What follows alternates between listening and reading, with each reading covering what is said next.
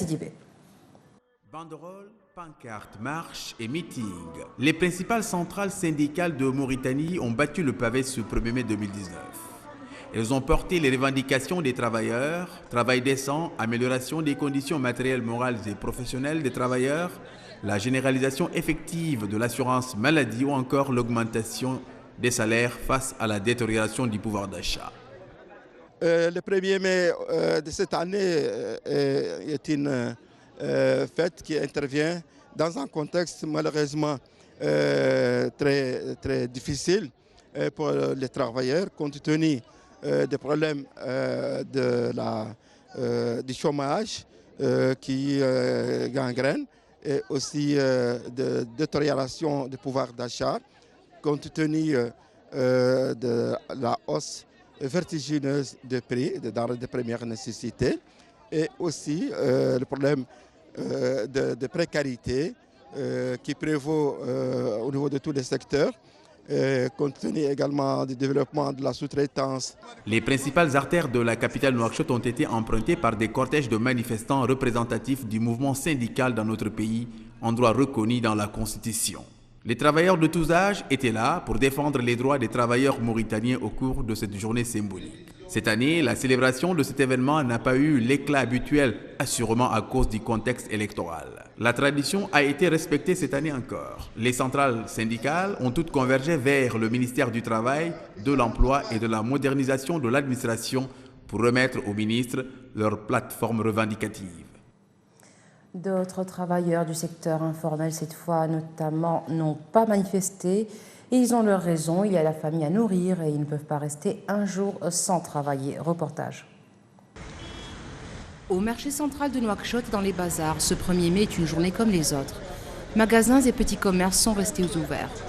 Certains citoyens en situation de précarité, non syndicalisés, vivant de la débrouille ou de petits métiers, ont préféré travailler plutôt que de défiler. La marche, je ne peux pas y assister et laisser la famille et les enfants sans rien à manger. Ceux qui ont pris part ont de quoi nourrir le leur. Ils peuvent marcher. À chacun ses raisons. De nombreux travailleurs du secteur informel voudraient bien manifester pour la conquête de nouveaux droits. Certains l'ont déjà fait, mais ils ont été déçus. Malheureusement, le gouvernement ne fait rien. Combien de fois nous avons brandi des slogans pour poser nos problèmes. Mais à chaque fois, on nous fait taire par des promesses jamais tenues. C'est comme cela que ça se passe tous les ans. Pour autant, ces travailleurs du secteur informel ont une pensée pour leurs autres camarades en cette journée du 1er mai, même s'ils l'ont boudé.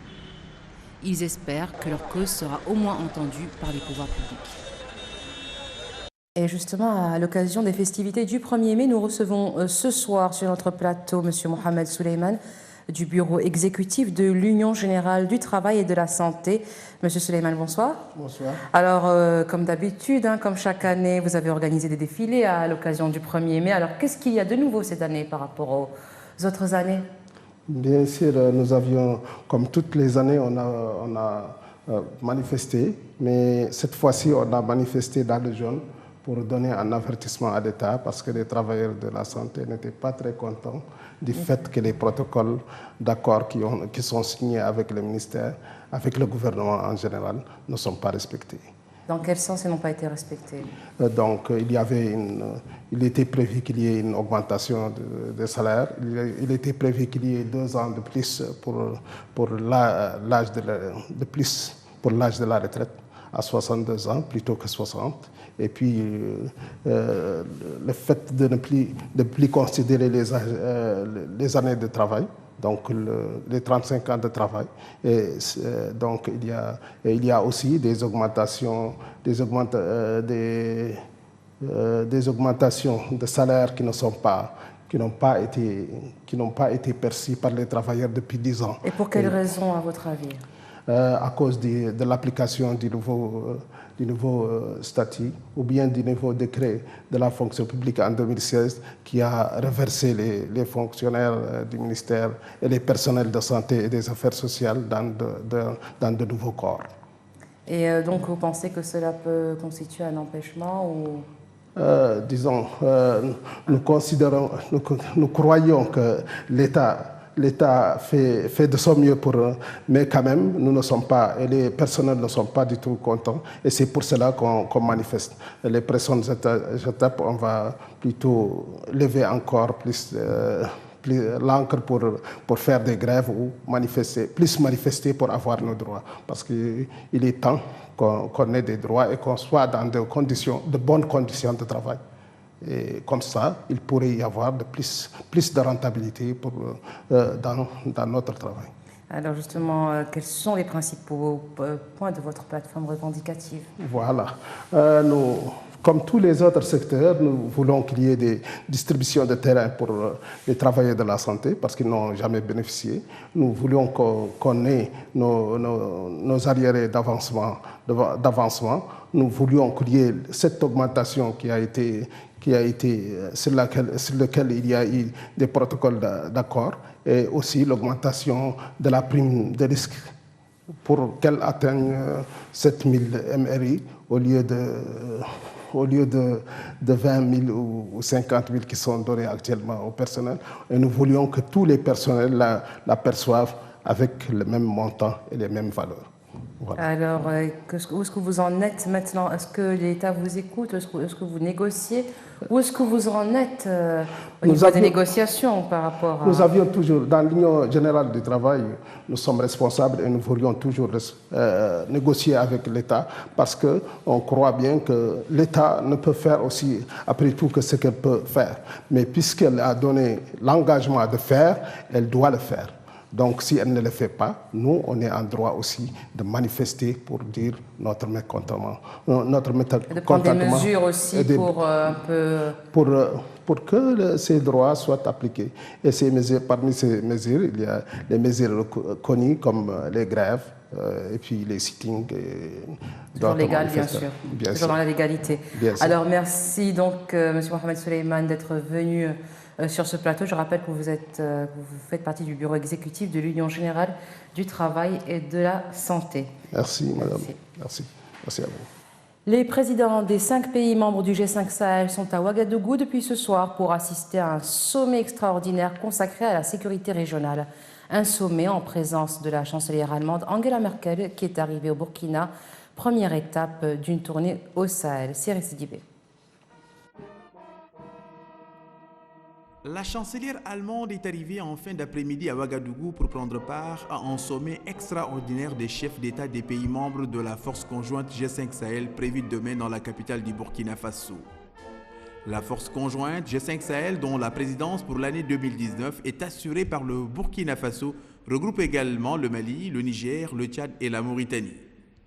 Au cours de ce sommet, les 5 chefs d'État de l'organisation régionale examineront notamment la question de la lutte contre le terrorisme et l'opérationnalisation de cette force conjointe. Ils se pencheront également sur la problématique du développement dans les pays du G5 Sahel qui affichent l'ambition de faire de cette région un espace intégré de développement et de sécurité. Début février 2019, le Burkina Faso a officiellement pris la présidence en exercice du G5 Sahel pour l'année 2019 à l'issue de sa 5e conférence des chefs d'État de cette institution. La force conjointe G5 Sahel, initiative soutenue par l'Union africaine et l'Organisation des Nations Unies, a été créée en février 2014 à Nouakchott. Elle s'assigne pour objectif, entre autres, d'améliorer la coordination des pays au niveau régional pour les politiques de développement et dans les activités de sécurité et de défense. Le G5 Sahel vise en particulier à lutter contre la menace terroriste en commençant par la sécurisation des zones frontalières. Des Soudanais originaires de la région du Darfour, région occidentale du pays où un conflit a fait plus de 300 000 morts depuis 2003 selon l'ONU, arrivent à Khartoum pour participer aux manifestations devant le siège de l'armée. Pendant ce temps, la contestation contre le régime se poursuit. L'association des professionnels soudanais qui regroupe des médecins, professeurs et ingénieurs avait appelé la population à descendre donc dans la rue. À Khartoum et dans plusieurs villes du pays, la mobilisation a visiblement été très suivie et pour la première fois, elle s'est étendue au Darfour, même si les rassemblements dans la région ont été rapidement réprimés par les forces de sécurité. La police a dispersé à coups de bombes lacrymogènes des manifestants qui protestaient cet après-midi contre les résultats des législatives au Bénin. Les résultats préliminaires font état d'une abstention record alors que l'opposition, exclue du scrutin, avait appelé au boycott. La Commission électorale nationale autonome, la CENA, a annoncé dans la nuit d'hier à aujourd'hui les résultats préliminaires des élections législatives du 28 avril qui ont été marqués par un taux de participation de 22,99%, le plus bas de l'histoire du pays. Le président de la CENA, Emmanuel Tiando, a rappelé que son institution ne donne que les grandes tendances du scrutin et qu'il revient à la Cour constitutionnelle de proclamer les résultats définitifs et de gérer les contentieux. De nouveaux heurts opposés aujourd'hui des partisans de l'opposant Juan Guaido et les forces de l'ordre à Caracas, au Venezuela, en marge des rassemblements du 1er mai, au lendemain de la tentative de soulèvement raté d'un groupe de militaires contre le président Nicolás Maduro. En début d'après-midi, des manifestants tentaient de bloquer une autoroute qui longe la base militaire aérienne de la Carlota, d'où Juan Guaido avait assuré hier avoir le soutien d'un groupe de soldats et lancé des pierres en direction des forces de l'ordre qui répondaient par des tirs de gaz lacrymogène. Signe de l'inquiétude de la communauté internationale, l'ONU a mis en garde les autorités vénézuéliennes contre un usage excessif de la force contre les manifestants. Et voilà, ce sera tout pour aujourd'hui. Tout de suite, un rappel des titres.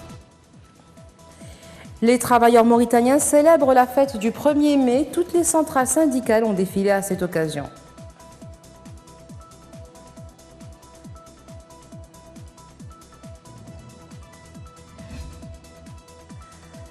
Un sommet du G5 Sahel se tient demain à Ouagadougou. Ce sera en présence de la chancelière allemande Angela Merkel.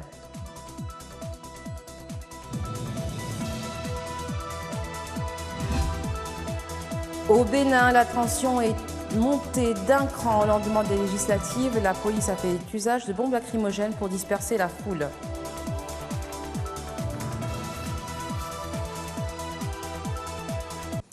Merci d'être resté avec nous. Excellente fin de soirée sur Sahel TV.